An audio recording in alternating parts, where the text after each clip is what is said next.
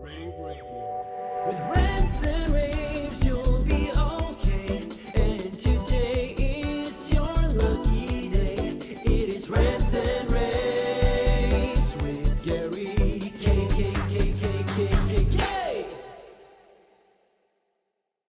Good morning, everyone. This is Gary K, and I'm joined by very special guest, Inge Govaerts, who's the Director of Corporate Communications and Events for Barco. Everyone knows who Barco is. Inge, how are you?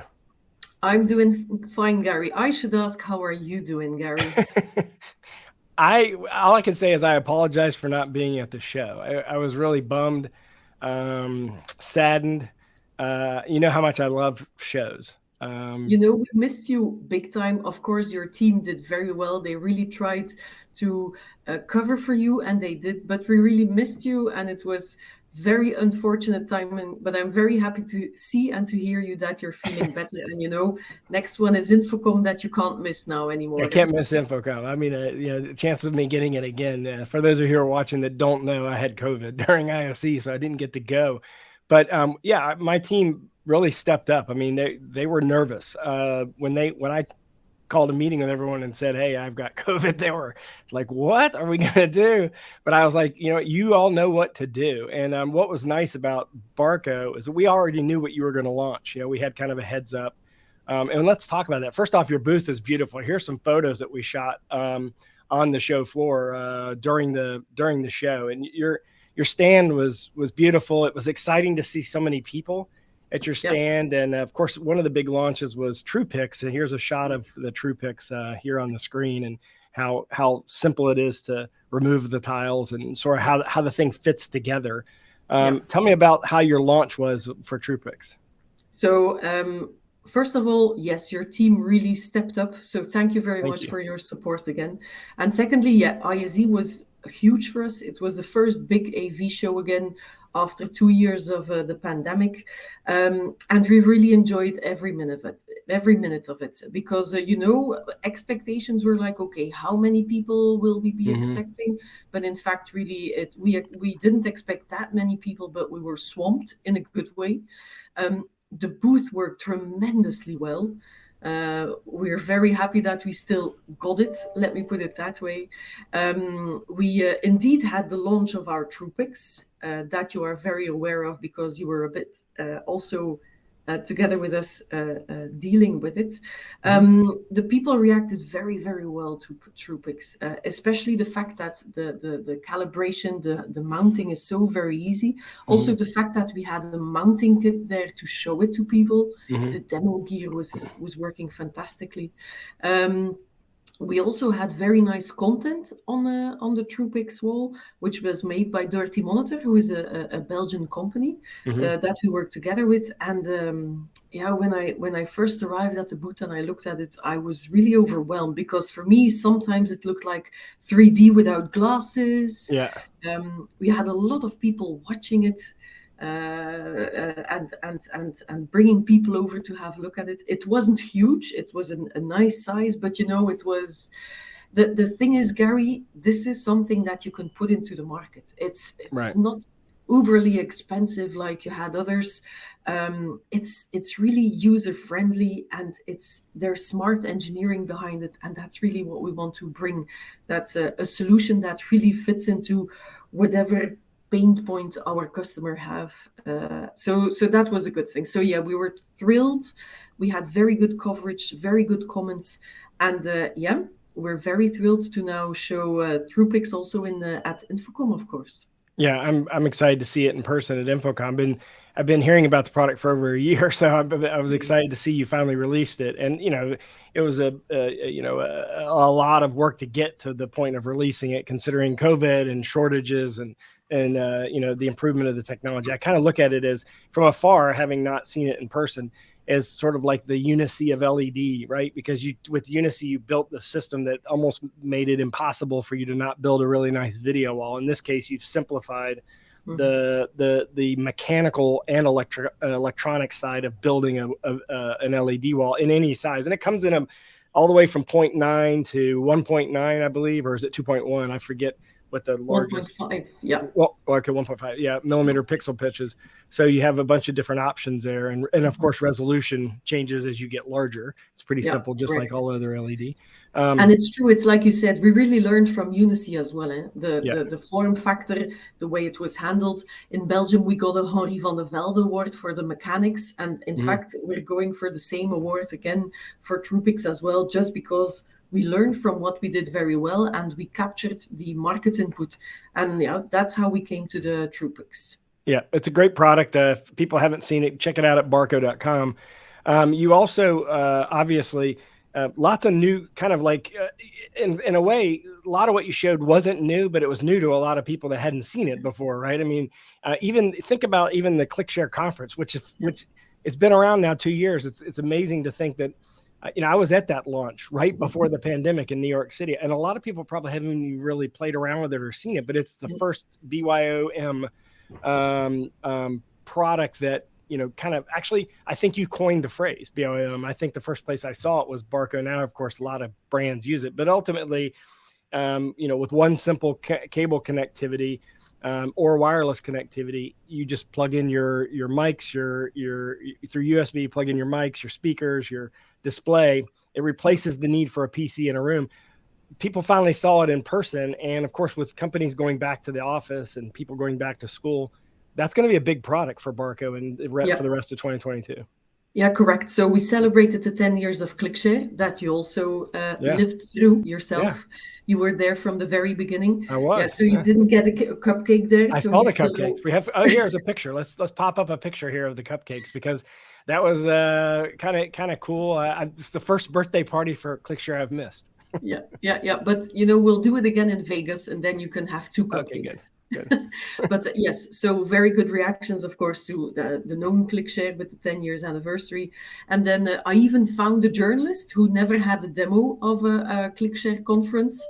So that was very nice as well. And the gentleman was really overwhelmed.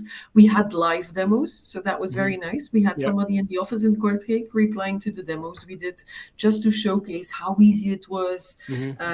Even on a very crowded booth, to get a connection and to show how it worked with the displays. So that was very nice. We also have the derivative from it. So we have the weConnect that we showed for corporate training, which was also being showcased. Yeah, we have some video of that. We'll put up here real quickly.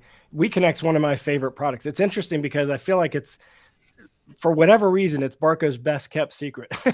No offense to you in the marketing department, but I feel like I'm not sure that everyone understands how significant this product can be, because everyone's heard me talk about the need for HyFlex, and I see it as a HyFlex solution.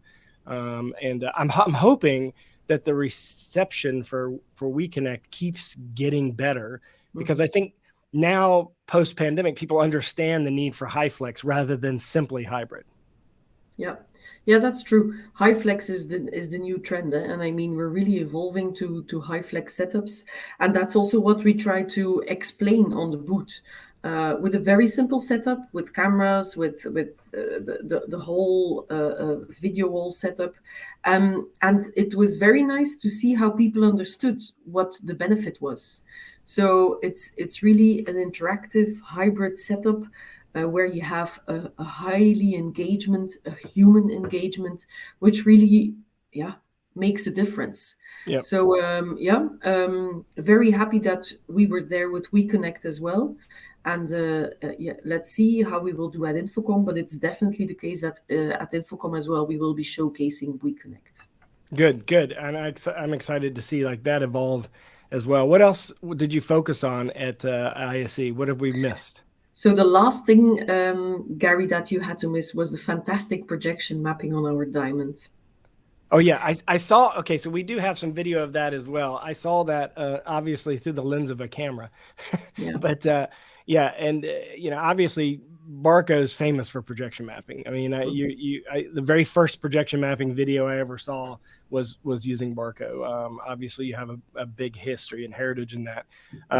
Talk about projection mapping in real time in an event with a bunch of ambient light is not the easiest thing. So obviously, you've got the technology to do it. Yeah, so how we did it is we chose the format of a diamond because diamonds are a girl's best friend, but also because it's very difficult shape because you have all the sides. Yeah. You have to go from small to wide. And the thing is as well, if you looked at the TruePix wall and at the diamond, the content was in sync with each other. But you have to know that, of course, on the TruePix you have the LED. Then on the diamond you had 4 UDX 40,000 lumens 4K that were diagonally positioned above and below.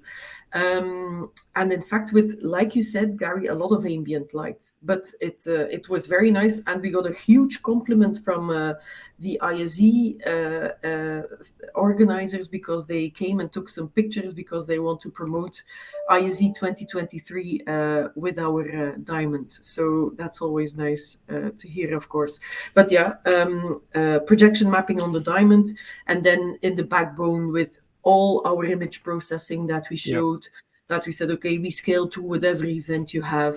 And that was the complete concept. So you had the TruePix wall, you had our control room with the 2 LED walls, with secure stream. We had the weConnect setup, we had ClickShare and ClickShare Conference, we had the projection mapping.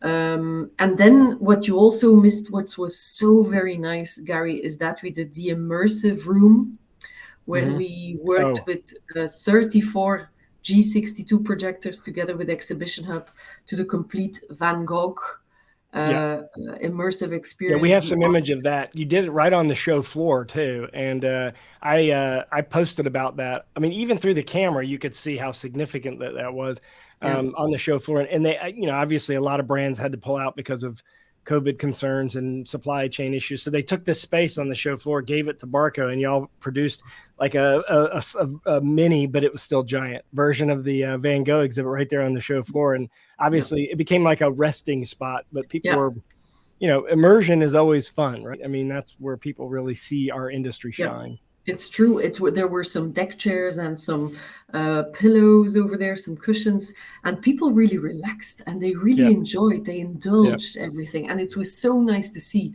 And in fact, I've seen it so many times. And each time I see it, you get like, okay, of course, very proud feeling, but also like, this is nice. And I truly hope that at a certain point in time, you will be able to enjoy it as well. So the immersive art unit was very special. And then we also helped with, it was the Barco projection on the Fira building that we did the projection mapping. So we were a bit everywhere. We also were in some panel talks.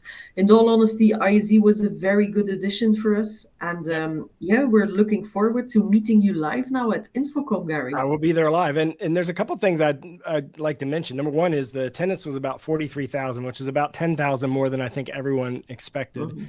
And then the second thing is, one thing that you did not talk about that I think is significant is that Barco joined the Ames Alliance that is proposing the standard for AV over IP using IPMX, which is for those of you who don't know, if you're interested in this, all you need to do is Google SMPTE 2110, which is the broadcast standard for AV over IP, which is uncompressed.